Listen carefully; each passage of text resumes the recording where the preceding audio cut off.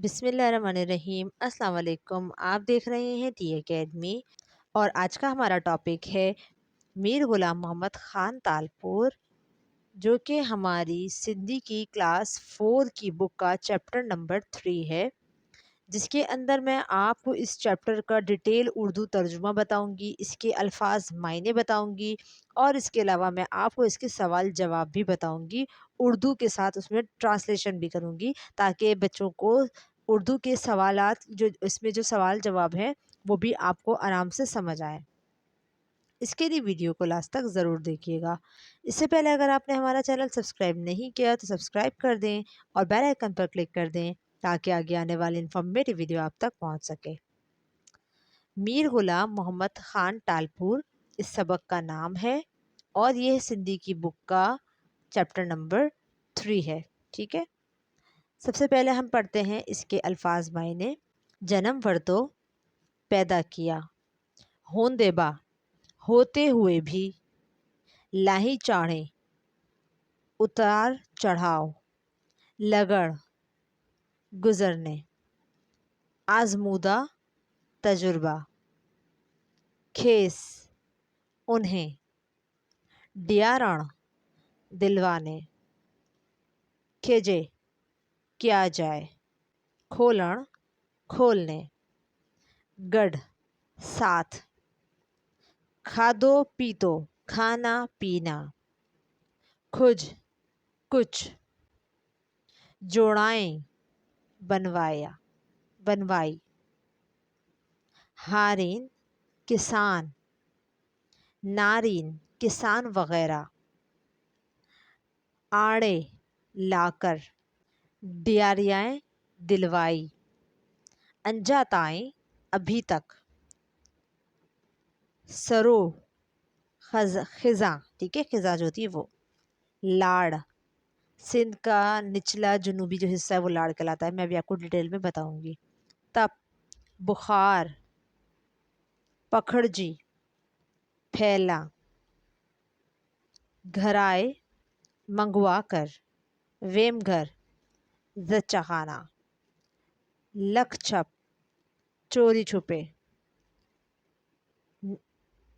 अनेक मुख्तलिफ किस्म के, वर्सी बरसी वफ़ात का दिन, मिल्हाई मनाई। ये इसके अल्फाज मायने थे। अब इसका है उर्दू तर्जुमा। मीर गुलाम मोहम्मद तालपुर डंडोबागो में पैदा हुए। जो मीर गुलाम मोहम्मद तालपुर इनका पूरा नाम है और ये जिस जगह पैदा हुए उसका नाम है टंडोबागो।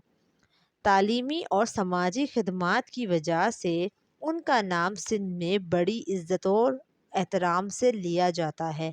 उन्होंने जो तालीम के लिए काम किया और जो समाज लोगों के लिए जो काम किया है उसकी वजह से आज तक लोग उन्हें सिंध के अंदर इज़्ज़त और एहतराम के नाम से जानते हैं। मीर साहब एक बड़े जागीरदार होते हुए भी अपना वक्त फ़कीरी और गरीबी में गुजारते थे। अब आप ये देखें कितने अच्छे इंसान थे, अल्लाह ताला ने उन्हें बहुत कुछ दिया और वो एक जागीरदार इंसान थे। उसके बावजूद वो गरीबी में अपना वक्त गुजारते थे, फ़कीरी में गुजारते थे। इससे मुराद ये है कि अपने पैसों को, अपनी चीज़ों को एक्स्ट्रा चीज़ों में इस्तेमाल नहीं करते थे, ज़रूरत के तहत जो बिल्कुल सादा सी ज़िंदगी गुजारते थे। जागीर की आमदनी का बड़ा हिस्सा गरीबों और मिस्कीनों को खैरात के तौर पर दे देते। उनके पास जागीरदारी क्या जितनी भी आमदनी आती थी, जो इनका पैसा था वो सब वो गरीबों को देते थे और वो मिस्कीनों को देते थे। दुनिया के नशेबो फराज में से गुज़रने की वजह से उन्हें गरीबों के हालात का बहुत तजुर्बा था। वो जिस तरह ज़िंदगी गुजारते थे उसकी वजह से उन्हें गरीबों का एहसास था, उनको उनके हालात का पता था कि किस तरह गरीब अपनी ज़िंदगी मुश्किल से गुजारते हैं। इसीलिए इन्हें ख़याल आया कि सिंध में गरीबों और मिस्कीनों के बच्चों को तालीम दिलाना का बंदोबस्त किया जाए। उन्हें इस बात का एहसास था कि गरीब और मिस्कीन लोगों को तालीम दिलानी चाहिए। इसी इरादे से इन्होंने अपने गांव टंडोबागो में पहले एक छोटा अंग्रेज़ी स्कूल खोलने का बंदोबस्त किया। اس کے ساتھ بورڈنگ ہاؤس بھی کھولا جس میں طلباء کو کھانا پینا مفت دینے کا بندوبست کیا۔ اچھا، اب ہم نے اوپر پڑھا جیسے انہیں بہت زیادہ احساس تھا لوگوں کا، تو اسی لیے انہوں نے سب سے پہلے کیا ارادہ کیا کہ اپنے ہی گاؤں کے اندر ایک چھوٹا سا انگلش میڈیم اسکول کھولا، اس کے علاوہ انہوں نے ایک بورڈنگ ہاؤس کھولا۔ بورڈنگ ہاؤس ایسا ہوتا ہے جہاں پر جو بھی بچے پڑھتے ہیں یا جو رہتے ہیں ان کے کھانے پینے کا بندوبست کرنا یا ان کے رہنے کا بندوبست کرنا، یہ سب فری میں جو ہوتا ہے یہ کہلاتا ہے بورڈنگ، ٹھیک ہے، بورڈنگ ہاؤس کھولا۔ کچھ عرصے کے بعد شہر کے باہر ہائر اسکول اور ہاسٹل کے لیے ایک عالمی شان عمارت تعمیر کروائی۔ اب پھر انہوں نے کیا کیا، کچھ ٹائم گزر گیا تو اپنے اسی شہر کے پاس جو ہے ایک اسکول اور ایک ہاسٹل بھی جو کیا ہوتا ہے، جو پڑھنے والے بچے ہوتے ہیں جو پڑھائی کے لیے اپنے گھروں سے دور ہوتے ہیں اور وہ وہاں رہتے ہیں، اسے کہتے ہیں ہاسٹل۔ وہاں انہوں نے تعمیر کروایا، مطلب بنوایا، جہاں دوسروں کے ساتھ کسانوں کے بچوں کو بھی لا کر تعلیم دلوائی گئی۔ اب آپ یہ دیکھیں انہوں نے کیا سوچا کہ جو کسان غریب لوگ ہوتے ہیں ان کے بچوں کو بھی وہاں پڑھنا چاہیے اور انہیں بھی وہاں لا کر تعلیم دلوائی۔ یہ اسکول ابھی تک قائم ہے اور میر غلام محمد ٹالپور گورنمنٹ ہاؤس اسکول کے نام سے مشہور ہے۔ ابھی بھی وہ اسکول اس وقت موجود ہے اور اس کا نام آپ کو بتایا گیا ہے، ان کے ہی نام پر ہے۔ میر صاحب ایک رحم دل اور دیندار انسان تھے۔ دیندار یعنی کہ اللہ والے انسان تھے، نمازی پرہیزگار انسان تھے۔ خزاں کے موسم میں جب لاڑ میں موسمی بخار پھیل جاتا تھا تو وہ اپنے خرچ سے ڈاکٹر منگوا کر 3 ماہ غریبوں کا مفت علاج کرواتے تھے۔ اب آپ دیکھیں کبھی موسم ایسا آتا ہے جس کی وجہ سے سب بیمار ہو جاتے ہیں، تو وہ اتنے اچھے اور رحم دل انسان تھے، وہ ڈاکٹر بلواتے اور لوگوں کا مفت علاج کرواتے تھے۔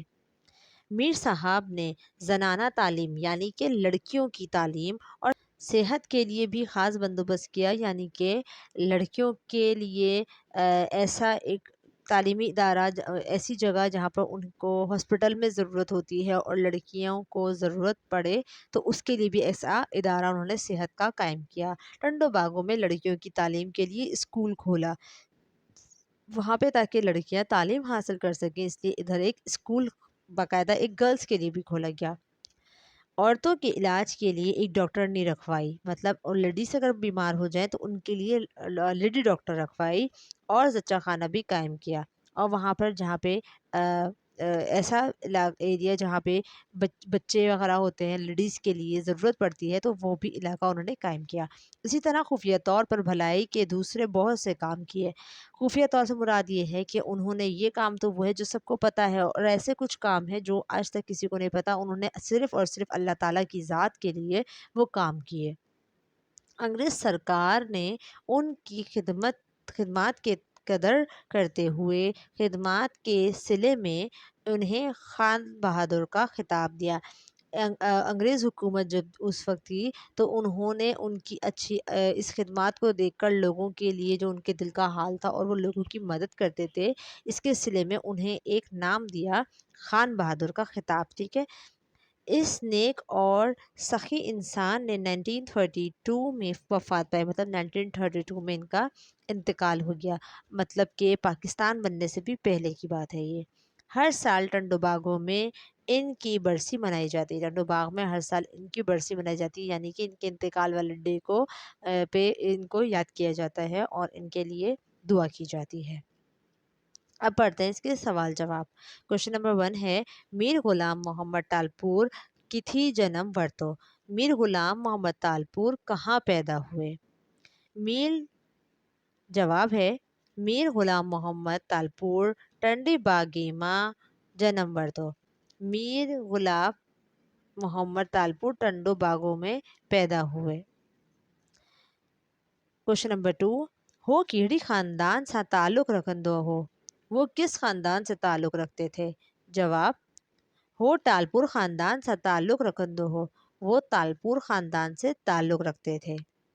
کوشچن نمبر 3، ہن غریبن جی بارن لائے تعلیم جو بندوبست ہو کیو؟ انہوں نے غریبوں کے بچوں کے لیے تعلیم کا بندوبست کیوں کیا؟ جواب، میر غلام محمد ٹالپور کی غریبن جی حالتاً جو گوٹو آزمودو ہو، انہیں قریب ہن سندھ ماں غریبن جی بارن لائق تعلیمی جو بندوبست کیو۔